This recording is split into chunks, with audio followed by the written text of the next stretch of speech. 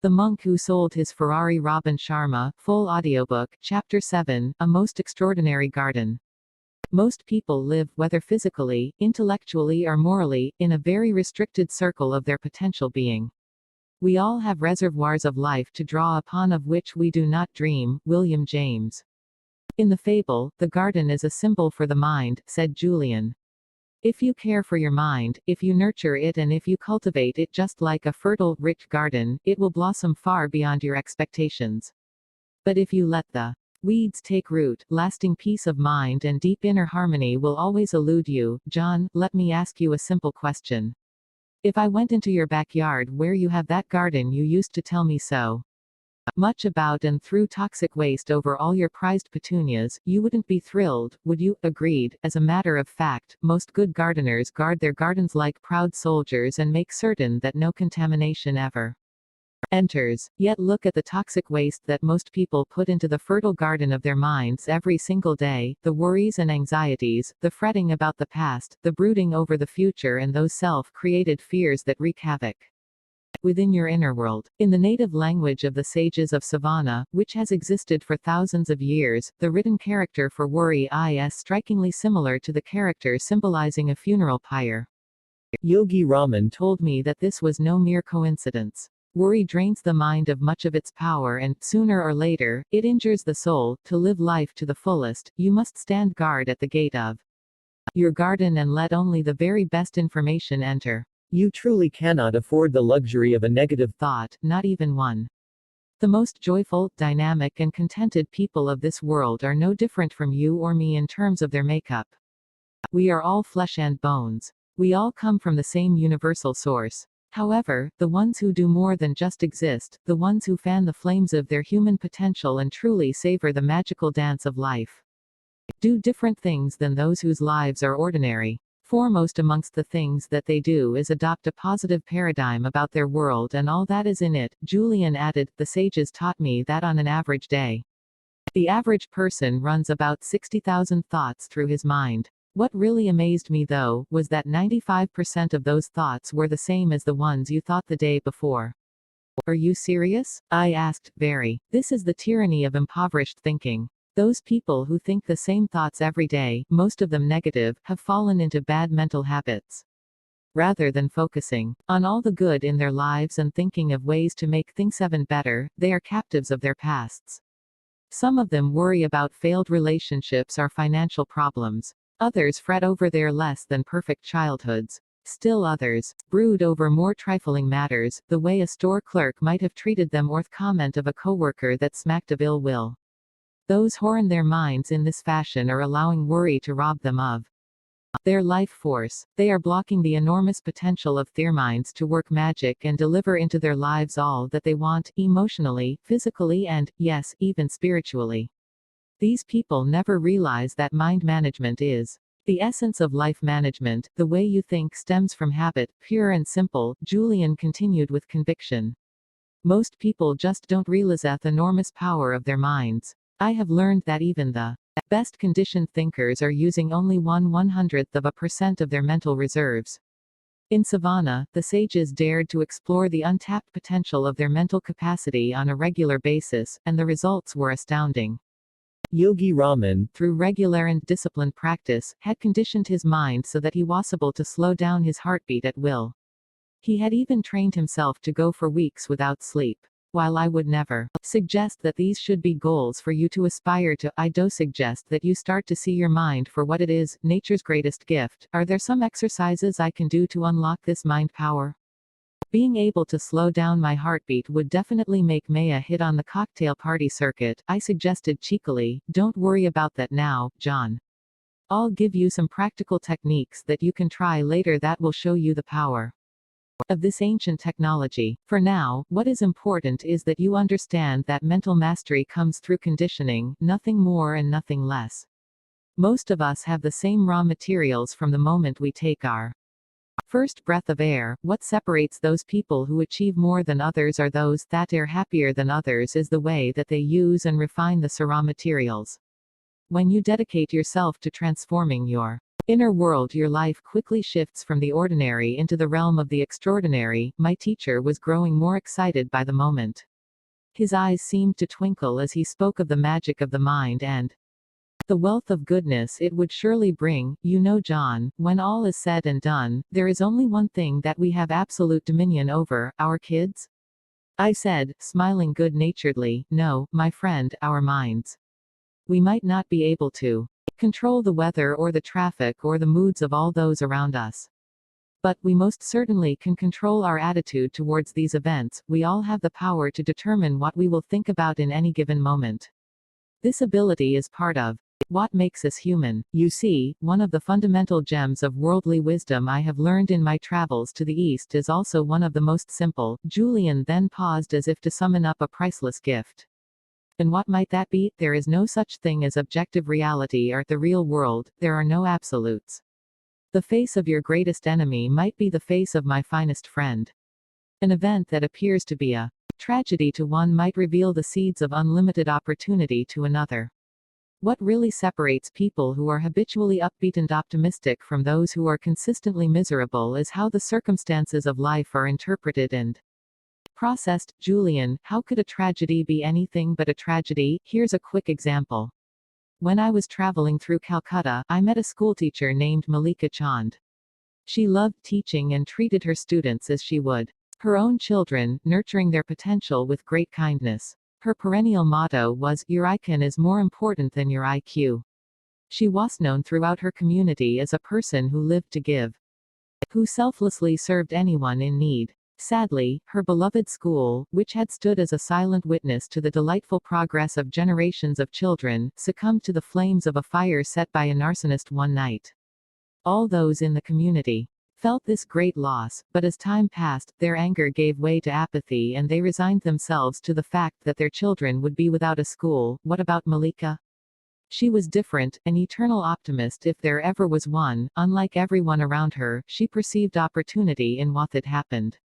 She told all the parents that every setback offers an equivalent benefit if they took the time to search for it. This event was a gift in disguise. The school that burned to the ground was old and decrepit. The roof leaked and the floor had finally buckled under the strain of 1,000 little feet scampering across its surface. This was the chance that they had been waiting for, to join hands as a community and build a much better school, one that would serve many more children in the years to come. And so, with this 64-year-old dynamo behind them, they marshaled their collective resources and raised enough funds to build a sparkling new school, one that stood as a shining example of the power of vision in the face of adversity.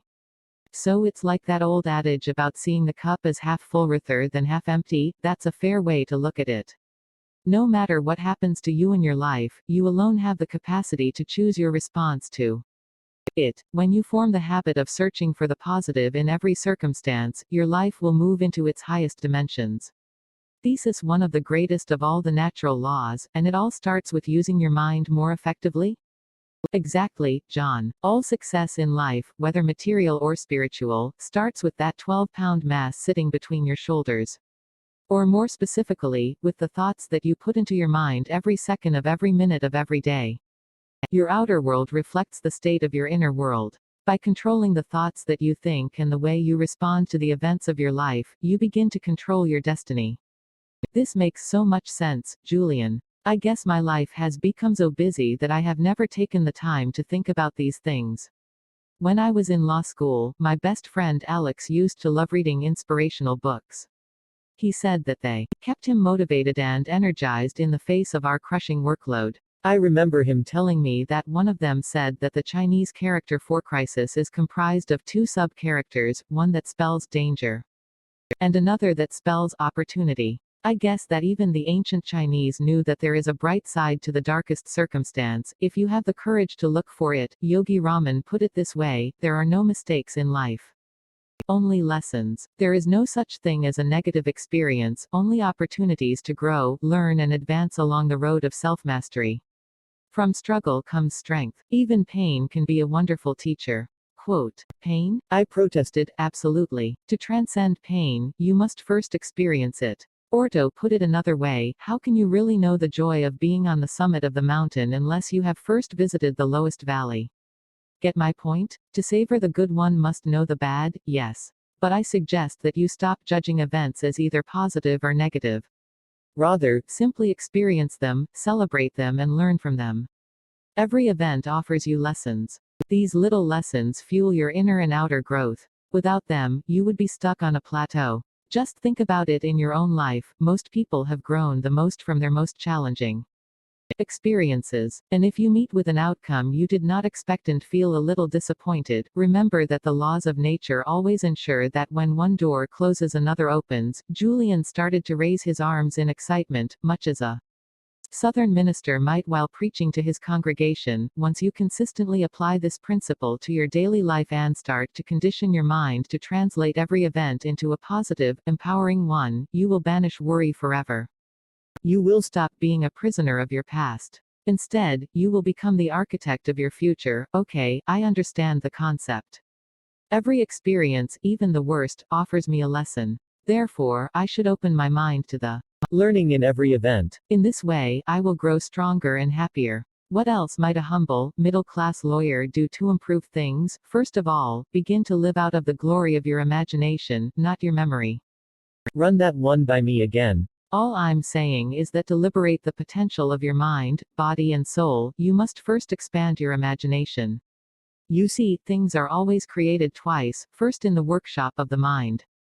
And then, and only then, in reality. I call the process blueprinting because anything that you create in your outer world began as a simple blueprint in your inner world, on the lush picture screen of your mind.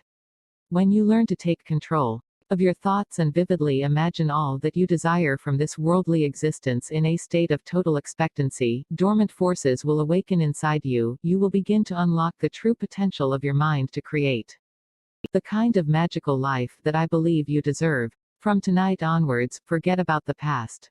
Dare to dream that you are more than the sum of your current circumstances. Expect the best. You will be astonished at the results. You know, John, all those years in the legal profession I thought I knew so much. I spent years studying at the finest schools, reading all the law books I could get my hands on and working with the best role models. Sure, I was a winner at the game of law. Yet I realize I was losing in the game of life. I was so busy chasing the big pleasures of life that I missed out on all the little ones. I never read those great books my father used to tell me to read. I haven't built any great friendships. I've never learned to appreciate great music. Having said this, I really think I am one of the lucky ones. My heart attack was my defining moment, my personal wake-up call, if you will. Believe it or not, it gave me a second chance to live a richer, more inspired life. Like Malika Chand, I saw the seeds of opportunity in my painful experience. More importantly, I had the courage to nourish them. Could see that while Julian had grown younger on the outside, he had grown far wiser within. I realized that this evening was more than just a fascinating conversation with an old friend. I realized that tonight could be Ray's own defining moment and a clear chance for a new beginning. My mind started to consider all that was wrong in my own life. Sure, I had a great family and a stable job as a well-regarded lawyer. Yet in my quiet moments I knew there had to be more. I had to fill that emptiness that was starting to envelope my life. When I was a kid, I dreamed such great dreams. Often, I visualized myself as a sports hero or as a business tycoon. I really believed that I could do, have and be whatever I wanted to be. I also remembered the way I used to feel as a young boy growing upon the sun-splashed West Coast. Fun came in the form of simple pleasures. Fun was spending a glorious afternoon skinny dipping or riding through the woods on my bicycle. I had such a curiosity for life. I was an adventurer. There were no limits on what my future could bring. I honestly don't think I have felt that kind of freedom and joy for 15 years. What happened? Perhaps I lost sight of my dreams when I became an adult and resigned myself to acting the way adults were supposed to act. Maybe I lost sight of them when I went to law school and started talking like lawyers were supposed to talk. In any event, that evening with Julian at my side, pouring his heart out over a cup of cold tea, made me resolve to stop spending so much time making a living and to spend far more time creating a life. Looks like I have you thinking about your life also, Julian observed. Start thinking about your dreams for a change. Just like when you were a little child. Jonas Salk said it best when he wrote, "I have had dreams and I have had nightmares. I overcometh nightmares because of my dreams." Dare to dust off your dreams, John. Start to revere life again and celebrate all of its wonders. Awaken yourself to the power of your own mind to make things happen. Once you do, the universe will conspire with you to work magic in your life. Julian then reached into the depths of his robe and pulled out a little card, about the size of a business card, which had tears along its sides, apparently the result of many months of constant use. One day, while Yogi Raman and I were walking along a quiet mountain path, I asked him who his favorite philosopher was. He told me that he had many influences in his life, and it was difficult for him to single out any one source for his inspiration. There was one quotation, however, that he carried deep within his heart, one that encapsulated all the values he had come to cherish over a life spent in quiet contemplation. At that glorious place, deep within the middle of nowhere, this learned sage of the East shared it with me. I too etched its words into my heart. They serve as a daily reminder of all that we are, and all that we can be. The words came from the great Indian philosopher Patanjali. Repeating them aloud every morning before I sit down to meditate has had a very profound influence on the course of my day. Remember, John, words are the verbal embodiment of power. Julian then showed me the card. The quotation read, "When you are inspired by some great purpose, some extraordinary project, all of your thoughts break their bonds, your mind transcends limitations, your consciousness expands in every direction and you find yourself in a new, great and wonderful world. Dormant forces, faculties and talents become alive and you discover yourself to be a greater person than you ever dreamed yourself to be." Wonders. Awaken yourself to the power of your own mind to make things happen. Once you do, the universe will conspire with you to work magic in your life. Julian then reached into the depths of his robe and pulled out a little card, about the size of a business card, which had tears along its sides, apparently the result of many months of constant use. One day, while Yogi Raman and I were walking along a quiet mountain path, I asked him who his favorite philosopher was. He told me that he had many influences in his life, and it was difficult for him to single out any one source for his inspiration. There was one quotation, however, that he carried deep within his heart. One that encapsulated all the values he had come to cherish over a life spent in quiet contemplation. At that glorious place, deep within the middle of nowhere, this learned sage of the East shared it with me. I too etched its words into my heart. They serve as a daily reminder of all that we are, and all that we can be. The words came from the great Indian philosopher Patanjali. Repeating them aloud every morning before I sit down to meditate has had a very profound influence on the course of my day. Remember, John, words are the verbal embodiment of power. Julian then showed me the card.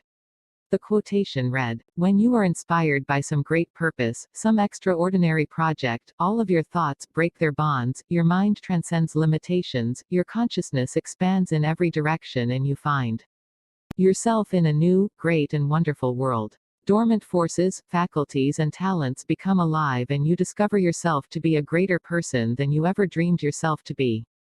In that instant, I saw the connection between physical vitality and mental agility. Julian was in picture-perfect health and looked many years younger than he had when we had first met. He brimmed with vibrancy and it appeared that his energy, enthusiasm and optimism knew no bounds. I could see that he had made many changes to his former lifestyle, but it was obvious that the starting point of his magnificent transformation was mental fitness. Success in the outside indeed begins with success on the inside, and by changing his thoughts, Julian Mantle had changed his life. Exactly how can I develop this positive, serene and inspired attitude, Julian? After all these years in my routine, I think my mental muscles have grown a little flabby. Come to think of it, I have very little control over the thoughts that are floating around the garden of my mind, I said with sincerity. The mind is a wonderful servant but a terrible master. If you have become a negative thinker, this is because you have not cared for your mind and taken the time to train it to focus on the good. Winston Churchill said that the price of greatness is responsibility over each of your thoughts. Then you will install the vibrant mindset you are looking for. Remember, the mind truly is like any other muscle in your body. Use it or lose it. Are you saying that if I don't exercise my mind it will grow weak? Yes.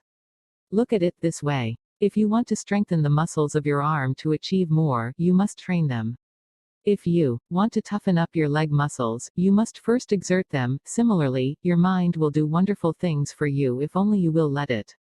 It will attract all that you desire into your life, once you learn how to operate it effectively. It will create ideal health if you care for it properly. And it will return to its natural state of peacefulness and tranquility, if you have the vision to ask for it. The sages of Savannah have a very special saying: the boundaries of your life are merely creations of the self. I don't think I understand that one, Julian. Enlightened thinkers know that their thoughts form their world, and the quality of one's life comes down to the richness of one's thoughts. If you want to live a more peaceful, meaningful life, you must think more peaceful, meaningful thoughts. Hit me with the quick fix, Julian. What do you mean? Julian asked gently, running his bronzed fingers along the front of his brilliantly textured robe. I'm excited about what you are telling me. But I'm an impatient guy. Don't you have any exercises or techniques that I can use right now, here in my own living room, to change the way I run my mind? Quick fixes do not work. All lasting inner change requires time and effort. Persistence is the mother of personal change. I'm not saying that it will take years to make profound changes in your life. If you diligently apply the strategies I am sharing with you every day for only 1 month, you will be astonished at the results. You will begin to tap into the highest levels of your own capacity and enter the realm of the miraculous. But to reach this destination, you must not get hung up on the outcome. Instead, enjoy the process of personal expansion and growth. Ironically, the less you focus on the end result, the quicker it will come. How so? It's like that classic story of the young boy who traveled far from his home to study under a great teacher. When he met the wise old man, his first question was, "How long will it take me before I am as wise as you?" The response came swiftly, 5 years. This is a very long time, the boy replied. How about if I work twice as hard? Then it will take 10, said the master. 10. That's far too long. How about if I studied all day and well into the night, every night? 15 years, said the sage. I don't understand, replied the boy. Every time I promise to devote more energy to my goal, you tell me that it will take longer. Why? The answer is simple. With one eye fixed on the destination, there is only one left to guide you along the journey. Point well taken, counselor, I conceded graciously. Sounds like the story of my life. Be patient and live with the knowledge that all you are researching for is certain to come if you prepare for it and expect it. But I've never been the lucky sort, Julian. All that I have ever received has come through sheer persistence. What is luck, my friend? Julian replied kindly. It is nothing more than the marriage of preparation with opportunity. Julian added softly, before I give you the precise methods passed on to me by the sages of Savannah, I must first share a couple of key principles. First, always remember that concentration is at the root of mental mastery. Seriously, I know. It surprised me too, but it is true. The mind can accomplish extraordinary things. You have learned this. The very fact that you have a desire or a dream means that you have the corresponding capacity to realize it. This is one of the great universal truths known to the sages of Savannah. However, to liberate the power of the mind, you must first be able to harness it and direct its focus only to the task at hand. The moment you concentrate the focus of your mind on a singular purpose, extraordinary gifts will appear within your life. Why is it so important to have a concentrated mind? Let me offer you a riddle that will answer your question nicely. Say you were lost in the woods in the middle of the winter, you desperately needed to stay warm.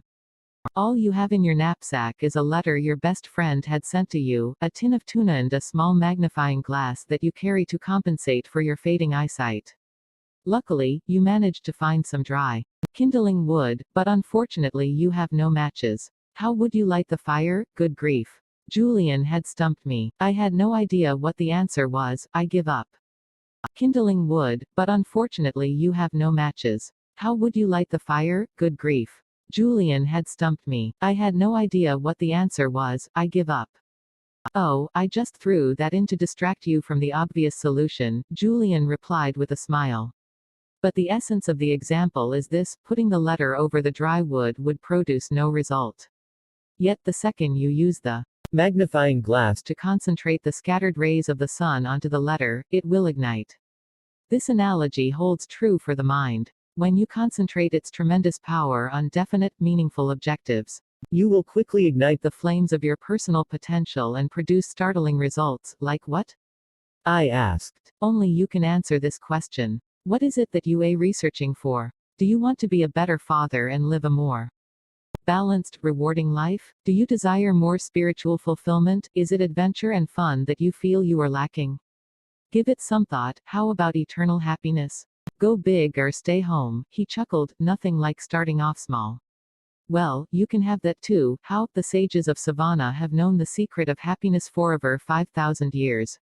Fortunately, they were willing to share this gift with me. Do you want to hear it? No, I thought I'd take a break and go wallpaper the garage first. Of course I want to hear the secret of eternal happiness, Julian. Isn't that what everyone is searching for, ultimately?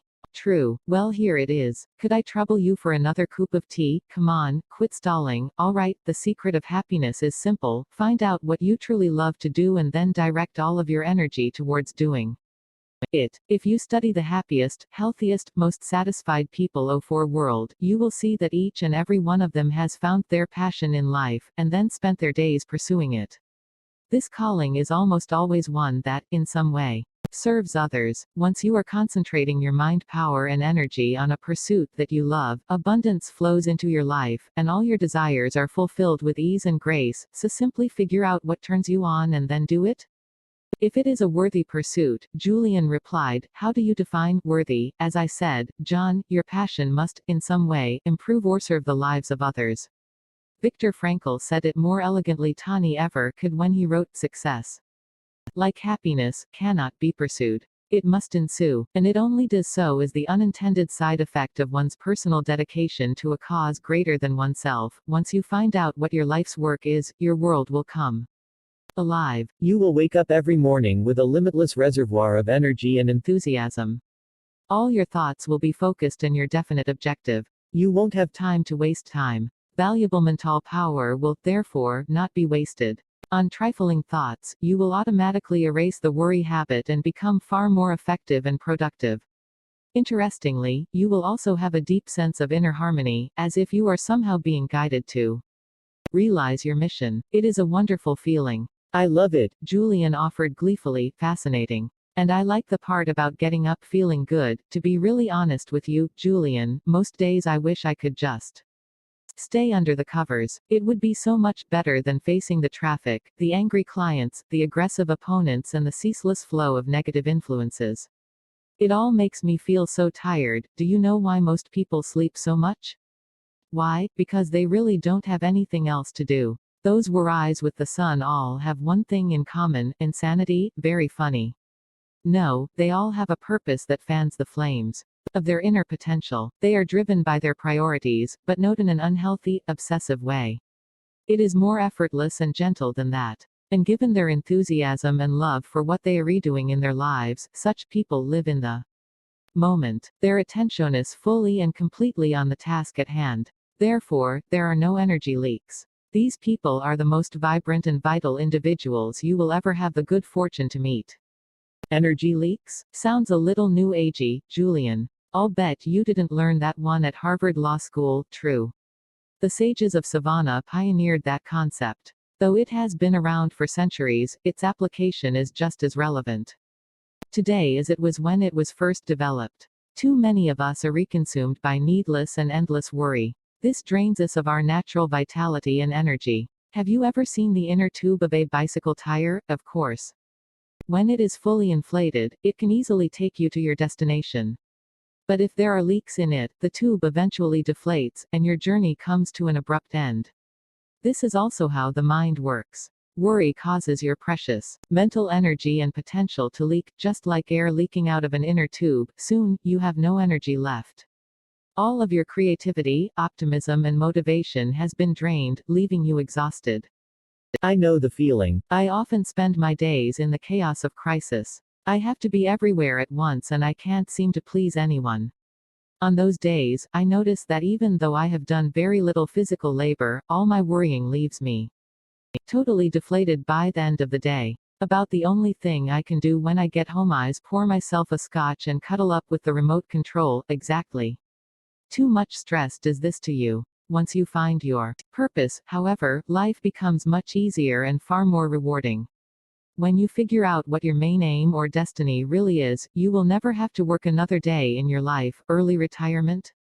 No, said Julian in the no-nonsense tone he had mastered during his days as an eminent lawyer. Your work will be play. Wouldn't it be a little risky for me to give up my job to start searching for my overriding passion and purpose? I mean, I have a family and real obligations. I have 4 people who depend on me. I'm not saying you that have to leave the legal profession tomorrow. you will, However, have to start taking risks. Shake up your life a bit. Get rid of the cobwebs. Take the road less traveled. Most people live within the confines of their comfort zone. Yogi Raman was the first person to explain to me that the best thing you can do for yourself is regularly move beyond it. This is the way to lasting personal mastery and to realize the true potential of your human endowments. And what might those be? Your mind, your body, and your soul. So, what risks should I take? Stop being so practical. Start doing the things you have always wanted to do. I have known lawyers who have quit their jobs to become stage actors and accountants who have become jazz musicians. In the process, they have found the deep happiness thought that eluded them for so long. So what if they could no longer afford 2 vacations a year and a posh summer home in the Caymans? Calculated risk-taking will pay huge dividends. How will you ever get to third base with 1 foot on second? I see your point, so take the time to think. Discover your real reason for being here and then have the courage to act on it. With due respect, Julian, all I do is think. As a matter of fact, part of my problem is that I think too much. My mind never stops, it is filled with mental chatter, it drives me crazy sometimes. What I'm suggesting is different. The sages of Savannah all took time daily to silently contemplate not only where they were, but where they were going. They took the time to reflect on their purpose and how they were living their lives, every day. Most importantly, they thought deeply and genuinely about how they would improve the next day. Daily incremental improvements produce lasting results which, in turn, lead to positive change. So I should take the time to reflect on my life regularly? Yes. Even 10 minutes of focused reflection a day will have a profound impact on the quality of your life. I understand where you are coming from, Julian. The problem is, once my day gets cranking, I can't even find 10 minutes to eat lunch. My friend, saying that you don't have time to improve your thoughts and your life is like saying you don't have time to stop forgas because you are too busy driving. Eventually it will catch up with you. Yeah, I know. Hey, you were going to share some techniques with me, Julian, I said, hoping to learn some practical ways to apply the wisdom I was hearing. There is one technique for mastering the mind which towers above all the rest. It is a favorite of the sages of Savannah who taught it to me with great faith and trust. After practicing it for only 21 days, I felt more energetic, enthusiastic, and vibrant than I had felt in years. The practice is over 4,000 years old. It is called the heart of the rose. Tell me more. All that you need to perform this exercise is a fresh rose and a silent place.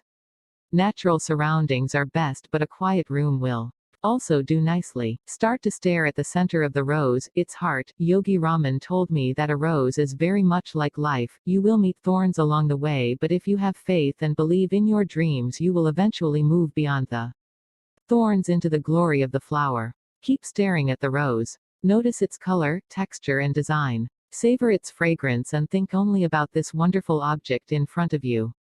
At first, other thoughts will start entering your mind, distracting you from the heart of the rose. This is the mark of an untrained mind. But you need not worry, improvement will come quickly. Simply return your attention to the object of your focus. Soon your mind will grow strong and disciplined. That's all there is to it? It sounds pretty easy. That is the beauty of it, John, Julian replied. However, this ritual must be performed daily for it to be effective. For the first few days, you will find it difficult to spend even 5 minutes in this exercise. Most of us live at such a frenetic pace that true stillness and silence is something foreign and uncomfortable. Most people hearing my words will say that they have no time to sit and stare at a flower. These are the same people that will tell you that they have no time to enjoy the laughter of children or to walk barefoot in the rain. These people say they are too busy to do such things.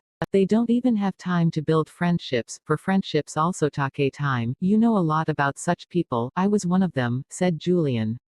He then paused and sat still, his intense gaze riveted on the grandfather clock my grandmother had given Jenny and I as a housewarming present. When I think of those who live their lives this way, I remember the words of Arnold, British novelist whose work my father loved to read: one must not allow the clock and the calendar to blind him to the fact that each moment of life is a miracle, and a mystery. Persist and spend longer and longer periods savoring the heart of the rose, Julian continued in his throaty tone. After a week or two you should be able to perform the technique for 20 minutes without your mind wandering onto other subjects. This will be your first indication that you are taking back control off the fortress of your mind. It will then focus only on what you command it to focus on. It will then be a wonderful servant, abletto, do extraordinary things for you. Remember, either you control your mind or it controls you. Practically speaking, you will notice that you will feel far calmer. You will have taken a significant step towards erasing the worry habit that plagues most of the population, and you will enjoy more energy and optimism. Most importantly, you will also observe a sense of joyfulness entering your life, along with an ability to appreciate the many gifts that surround you. Each day, no matter how busy you get and how many challenges you might face, return to the heart of the rose. It is your oasis. It is your silent retreat. It is your island of peace. Never forget that there is power in silence and stillness. Stillness is the stepping stone to connecting with the universal source of intelligence that throbs through every living thing. I was fascinated by what I had heard. Could it really be possible to profoundly improve the quality of my life with such a simple strategy? There must be more to the dramatic changes I see in Youthan, the heart of the rose. I wondered aloud. Yes, this is true. In fact, my transformation came about as a result of using a number of highly effective strategies in concert. Don't worry, they are all just as simple as the exercise I have just shared with you, and equally as powerful. The key for you, John, is to open your mind to your potential for living a life rich with possibilities. Julian, ever the fountain of knowledge, continued to reveal what he had learned in Savannah. Another particularly good technique for ridding the mind of worry and other negative, life-draining influences is based on what Yogi Raman called opposition thinking. I learned that under the grand laws of nature, the mind can only hold one thought at any one time. Try it yourself, John, you will see that it is true. I did try it and it is true. Using this little known information, anyone can easily create a positive, creative mindset within a short period.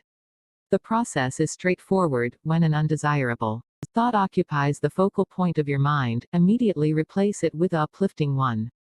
It's as if your mind is a giant slide projector, with every thought in your mind being a slide. Whenever a negative slide comes up on the screen, take swift action to replace it with a positive one. This is where the prayer beads around my neck come in, Julian added with rising enthusiasm. Every time I catch myself thinking a negative thought, I take this necklace off and remove another bead. These beads of worry go into a cup I keep in my knapsack. Together they serve as gentle reminders that I still have a distance to travel on the road to mental mastery and responsibility over the thoughts that fill my mind. Hey, that's a great one. This is really practical stuff. I have never heard anything quite like it.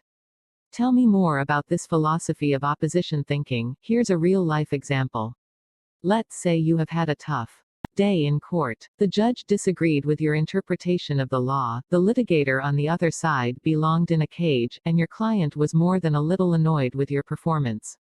You come home and fall into your favorite chair, full of gloom. Step one is to become aware that you are thinking these uninspiring thoughts.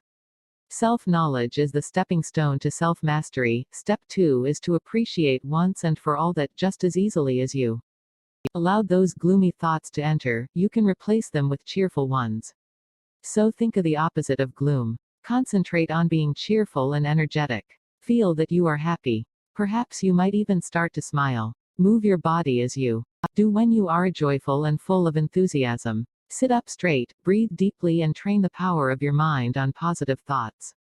You will notice a remarkable difference in the way you feel within minutes. Even more importantly, if you keep up your practice of opposition thinking, applying it to every negative thought that habitually visits your mind, within weeks you will see that they no longer hold any power. Do you see what I'm getting at? Julian continued his explanation. Thoughts are vital, living things, little bundles of energy, if you will. Most people don't give any thought to the nature of their thoughts, and yet, the quality of your thinking determines the quality of your life. Thoughts are just as much a part of the material world as the lake you swim in or the street you walk on. Weak minds lead to weak actions. A strong, disciplined mind, which anyone can cultivate through daily practice, can achieve miracles. If you want to live life to the fullest, care for your thoughts as you would your most prized possessions. Work hard to remove all inner turbulence. The rewards will be abundant. I never saw thoughts as living things, Julian, I replied, amazed at this discovery. But I can see how they influence every element of my world. The sages of Savannah firmly believed that one should only think sattvic or pure thoughts. They arrived at such a state through the techniques I have just shared with you, along with other practices such as a natural diet, the repetition of positive affirmations or mantras, as they called them, reading books rich with wisdom, and by constantly ensuring that their company was enlightened. If even one impure thought entered the temple of their minds, they would punish themselves by traveling many miles to an imposing waterfall and standing under the ice-cold water until they could no longer bear the frigid temperature. I thought you told me these sages were wise. Standing under an ice-cold waterfall deep in the Himalayan mountains for thinking one little negative thought strikes me as extreme behavior. Julian was lightning fast in his response, the result of his many years as a world-class legal warrior. John, I'll be blunt. You truly cannot afford the luxury of even one negative thought, really, really. A worrisome thought is like an embryo, it starts off small but grows and grows. Soon it takes on a life of its own. Julian stopped for a moment and then smiled. Sorry if I seem a little evangelistic when I speak on this subject, on the philosophy I learned on my journey. It's just that I have discovered tools that, John, improve the lives of many people who feel unfulfilled, uninspired, and unhappy. A few adjustments in their daily routinesto include the heart of the rose technique, and a constant application of opposition thinking will give them the lives they want. I think they deserve to know this, before I move from the garden to the next element of yogi Raman's mystical fable. I must let you know of one more secret which will offer you great aid in your personal growth. This secret is based on the ancient principle that everything is always created twice, first in the mind and then in reality. I have shared already that thoughts are things, material messengers that we send out to influence our physical world. I have also informed you that if you hope to make remarkable improvements in your outer world, you must first start within and change the caliber of your thoughts. The sages of Savannah had a wonderful way to ensure that their thoughts were pure and wholesome. This technique was also highly effective in manifesting their desires. However simple, in reality, the method will work for anyone. It will work for a young lawyer who seeks financial abundance, just as it will work for amateur seeking a richer family life or a salesperson seeking to close more sales. The technique was known to the sages as the secret of the lake. To apply it, these teachers would rise at 4 a.m., as they felt that the early morning possessed magical qualities from which they could benefit. The sages would then travel along a series of steep and narrow mountain paths which eventually led them to the lower reaches of the region they inhabited. Once there, they would walk along a barely visible trail, lined with magnificent pine trees and exotic flowers, until they arrived at a clearing. At the edge of the clearing was an aqua-blue lake covered by thousands of tiny white lotuses. The water of the lake was strikingly still and calm. It was truly a miraculous sight. The sages told me that this lake had been a friend to their ancestors over the ages. What was the secret of the lake? I asked impatiently. Julian explained that the sages would look into the waters of the still lake and envision their dreams becoming reality. If it was the virtue of discipline they wished to cultivate within their lives, they would picture themselves getting up at dawn, performing their rigorous physical regimen without fail, and spending days in silence to enhance their willpower. If it was more joy they were seeking, they would look into the lake and envision themselves laughing uncontrollably or smiling each time they met one of their brothers or sisters. If it was courage they desired, they would picture themselves acting with strength in the moment of crisis and challenge. Yogi Raman once told me that as a boy, he lacked confidence. As he was smaller than the other boys his age, while they were kind and gentle to him given their environmental influences, he grew insecure and shy. To cure this weakness, Yogi Raman would travel to this heavenly spot and use the lake as a picture screen for images of the person he hoped to be. Some days he would visualize himself as a strong leader, standing tall and speaking with a powerful, commanding voice. Other days he would see himself as he wished to be when he grew older, a wise sage filled with tremendous inner strength and character. All the virtues he wished to have in his life, he saw first on the surface of the lake. Within a matter of months, Yogi Raman became the person whom he mentally saw himself becoming. You see, John, the mind works through pictures. Pictures affect your self-image and your self-image affects the way you feel, act and achieve. If your self-image tells you that you are too young to be a successful lawyer or too old to change your habits for the better, you never will achieve these goals. If your self-image tells you that lives rich with purpose, excellent health and happiness are only for people backgrounds other than your own, this prophecy will ultimately become your reality. But when you run inspiring, imaginative pictures through the movie screen of your mind, wonderful things start to happen in your life. Einstein said that imagination is more important than knowledge. You must spend some time every day, even if it is just a few minutes, in the practice of creative envisioning.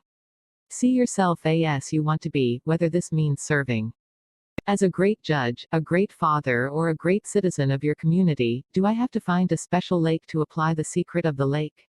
I asked innocently. No. The secret of the lake was simply the sage's name for the ageless technique of using positive images to influence the mind. You can practice this method in your own living room or even at the office if you really want to. Shut your door, hold all calls and close your eyes. Then take a few deep breaths. You will notice that after 2 or 3 minutes you will start to feel relaxed. Next, visualize mental pictures of all that you want to be, to have and to obtain in your life. If you want to be the world's best father, envision yourself laughing and playing with your kids, responding to their questions with an open heart. Picture yourself acting gracefully and lovingly in a tense situation. Mentally rehearse the way you will govern your actions when a similar scene unfolds on the canvas of reality. The magic of visualization can be applied to so many situations. You can use it to be more effective in court, to enhance your relationships and to develop yourself spiritually. Consistent use of this method will also bring you financial rewards along with an abundance of material gain, if this is important to you. Understand once and for all that your mind has magnetic power to attract all that you desire into your life. If there is a lack in your life, it is because there is a lack in your thoughts. Hold wonderful pictures in your mind's eye. Even one negative image is poisonous to your mindset. Once you start to experience the joy this ancient technique brings, you will realize the infinite potential of your mind and begin to liberate the storehouse of ability and energy that currently sleeps within you. It was as if Julian was speaking a foreign tongue. I had never heard anyone speak of the magnetic power of the mind to attract spiritual and material abundance. Nor had I ever heard anyone speak of the power of imaging and its profound effects on every aspect of one's world. Yet deep inside I had faith in what Julian was saying. This was a man whose judgment and intellectual abilities were impeccable. This was a man who was internationally respected for his legal acumen. This was a man who had walked down the path I was now journeying along. Julian had found something on his odyssey to the east. That much was clear. Looking at his physical vitality, his obvious tranquility, seeing his transformation confirmed that I would be wise to listen to his advice. The more I thought about what I was hearing, the more sense it made. Surely the mind must have a great deal more potential than most of us are currently using. How else could mothers lift otherwise immovable cars to save their crying infants who had fallen underneath? How else could martial artists break stacks of bricks with one fell swoop of their hands? How else could the yogis of the East slow down their heartbeats at will or endure tremendous pain without blinking an eye? Maybe the real problem was within me and my lack of belief in the gifts that every being possesses. Perhaps this evening, sitting alongside a former Millionaire lawyer turned monk of the Himalayas was a sort of wake-up call for me to start making the most of my life, but doing these exercises at the office, Julian? I responded. My partners think I'm strange enough as it is. Yogi Raman and all the kind sages with whom he lived often used a saying that had been passed down to them through the generations. It is my privilege to pass it on to you, on what has become an important evening for both of us. If I may say so. The words are as follows: there is nothing noble about being superior to some other person. True nobility lies in being superior to your former self. All I'm really getting at is that if you want to improve your life and live with all that you deserve, you must run your own race. It doesn't matter what other people say about you. What is important is what you say to yourself. Do not be concerned with the judgment of others as long as you know what you are doing is right. You can do whatever you want to do as long as it is correct according to your conscience and your heart. Never be ashamed of doing that which is right, decide on what you think is good and then stick to it. And for God's sake, never get into the petty habit of measuring your self-worth against other people's net worth. As Yogi Raman preached, every second you spend thinking about someone else's dreams you take time away from your own. It was now 7 minutes past midnight. Remarkably, I didn't feel the least bit tired. When I shared this with Julian, he smiled once again. You have learned yet another Principle for enlightened living. For the most part, fatigue is a creation of the mind. Fatigue dominates the lives of those who are living without direction and dreams.